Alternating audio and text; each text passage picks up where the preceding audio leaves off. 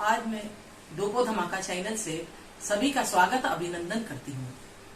और मैं आज भागवत की में श्री कृष्ण की पत्नियों के विषय में आपको बताना चाहती हूँ, कथा सुनाना चाहती हूँ। इन बातों को लेकर मैं आज भागवत शुरू करती हूँ। बोलो गणेश गणपति नमः। मंगलम भगवान विष्णु मंगलम गुरुध्वजम मंगलम पुंडरीकाक्षाय मंगलाय तनोहरि। ओम सर्व मंगले मंगलेश्वराय शिवे सर्वा साधिके शरण्ये त्र्यंबके गौरी नारायणी नमस्तुते। व्यास जी महाराज की जय हो, सुखदेव जी महाराज की जय हो, माँ सरस्वती की जय हो। इस वाणी से जो मैं सुनाने जा रही हूँ उसको आप सुनिए। ये कार्तिक मास चल रहा है और दीपावली गणेश लक्ष्मी की पूजा हुई है। इसमें भगवान श्री राम अपने 14 वर्ष के वनवास को पूरा करके रावण का वध करके और अपने अयोध्यापुरी पहुंचे। तो लोग कहते हैं ना, घर में दीपक जला।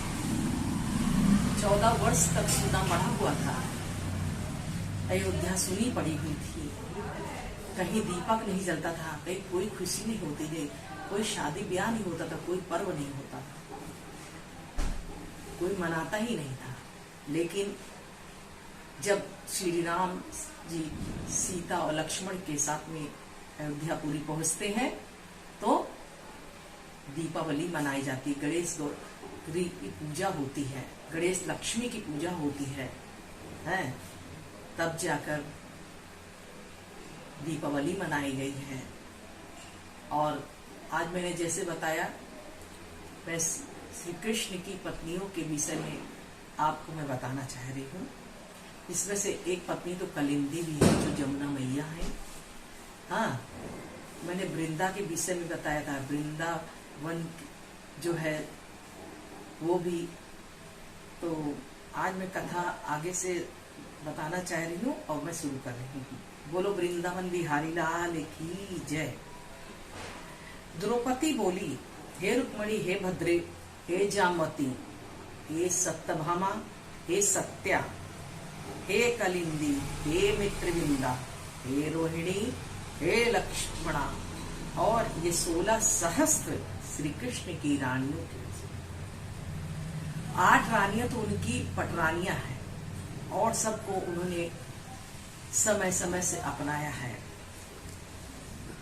रुक्मणी बोली, स्वयं भगवान श्री कृष्ण ने अपनी माया से मनुष्य लीला किया और विवाह किया, सो बातें हमारे सम्मुख आपके सम्मुख कहते हैं। रुक्मणी बोली, जरासंध राजाओं के संग जब धनुष उठाकर शिशुपाल मुझे ब्याहने के लिए आया, रुक्मणी को ब्याहने के लिए पहुंचा, तो अजित योद्धाओं ने मस्तक चरण धरे जैसे भेड़ बकरियों के समूह से सिंह अपनी बलि को दे खट के ले जाता है, उस प्रकार मुझे भी लेने आया वो। कृष्ण लक्ष्मण निवास चरणों की मैं पूजा करती हूँ। क्या कहती है? कृष्ण चंद्र लक्ष्मी निवास के चरणों में पूजा करती है। जो लक्ष्मी जी है श्री कृष्ण के चरणों में निवास करती है। इसके उपरांत सत्यभामा अपने विवाह की बात कहने लगी। रतवध के प्रताप से दुखित हृदय मेरे पिता सत्यजीत ने मिथ्या कलंक लगाया। सत्यभामा अपनी विवाह बात कहने लगी तो क्या कहे? भ्रातृवध के, अपने उनके भाई का वध करके परिताप से दुखित हृदय में मेरे सत्यजीत मिथ्या कलंक लगाया, मतलब झूठ कलंक लगाया। उसको मिटाने के भगवान श्री कृष्ण ने वृक्षराज जामवंत के जीत मणि लाकर मेरे पिता को दी। तो मिथ्या कलंक लगाने मेरे पिता के भयभीत को अक्रूर आदि को देना स्वीकार करके मुझे श्री कृष्ण ने ही दिया। जामवंती ने कहा, मेरे पिता वासुदेव को या अपने इष्ट देव भगवान श्री रामचंद्र जी ऐसे श्री रामचंद्र जी ऐसे ना जान कर इनके 27 दिन तक संग्राम किया था। उनको राम का अवतार, कृष्ण का रूप अवतार हुआ। राम थे लेकिन कृष्ण का अवतार हुआ। और जामवंत जो है जान ही नहीं पाया कि मेरे प्रभु श्री राम है। उनसे युद्ध किया, संग्राम किया। इसके उपरांत जब संग्राम करते करते उनको आभास हुआ मुझे कोई हरा नहीं सकता, कि मेरे प्रभु ही हरा सकते हैं। जब अपने स्वामी साक्षात श्री रामचंद्र जी हैं, उसके दिमाग में आया कह रही ये तो मेरे श्री रामचंद्र जी हैं।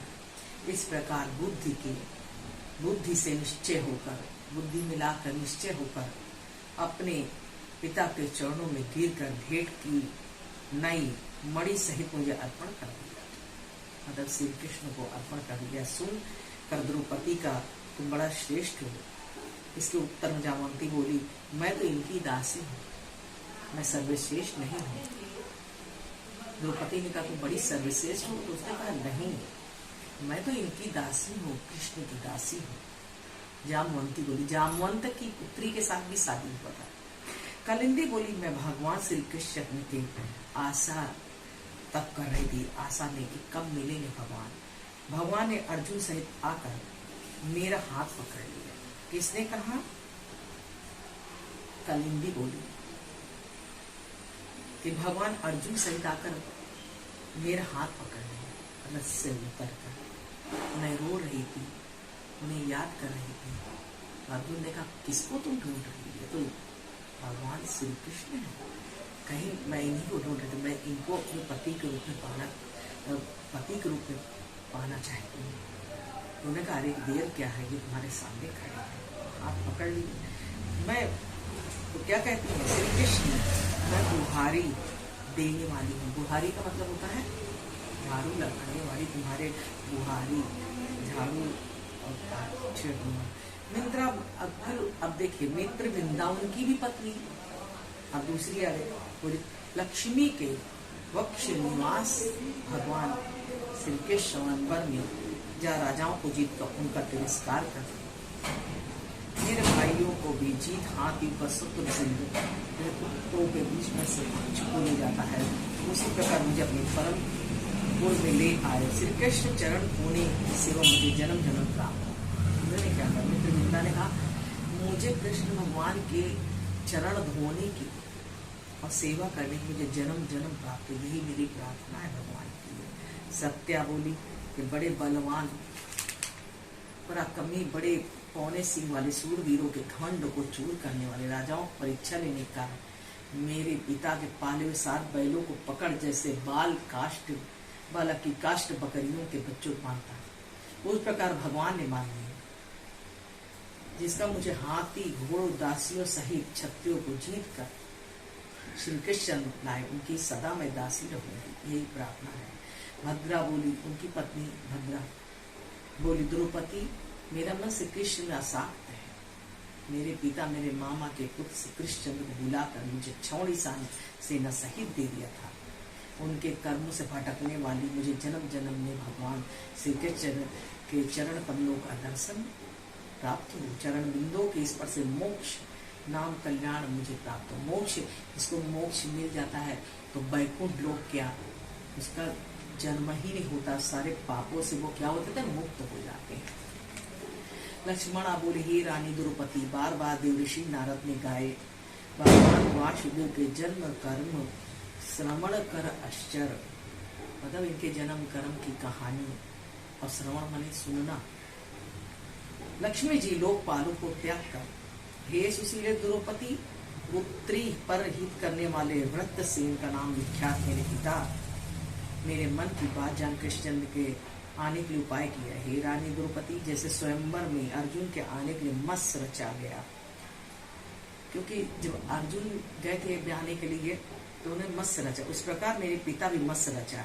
यह सुनकर द्रौपदी बोली फिर अर्जुन ने उस मत्स्य को क्यों भेजा, क्यों नहीं भेजा? उसके उत्तर लक्ष्मण ने कहा तुम्हारे स्वयंवर की मछली बाहर से ढकी हुई थी, भीतर से नहीं ढकी, इसलिए खंबे से लग के ऊपर की दृष्टि देखकर दिखाई देता है। स्वयंवर की मछली ऐसे नहीं, किंतु खंभ की जड़ में धरे कलश में जल की परछाई दिखाई देती थी। देखना तो नीचे जल में भेदना, ऊपर से मछली को भी भगवान श्री कृष्ण बिना और कौन भेद सकता है। स्वयं वह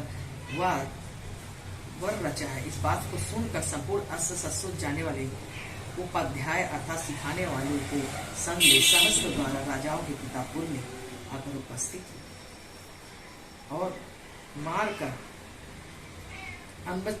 राजा भीम दुर्योधन मतलब हर राजा जो थे वो सभी को मार के भगवान श्री कृष्ण ने हमें लोगों को जीता। यही हमारी तमन्ना है, बोलो। और इस तरह से इनकी सारी पत्नियां थी है भगवान श्री कृष्ण की। कृष्ण ब्राह्मण क्षेत्र में कहा कि भौम जो प्रतिमा देवताओं की होती है उसमें पुराने देवता मानते हैं, उस प्रतिमा में भगवान बसे।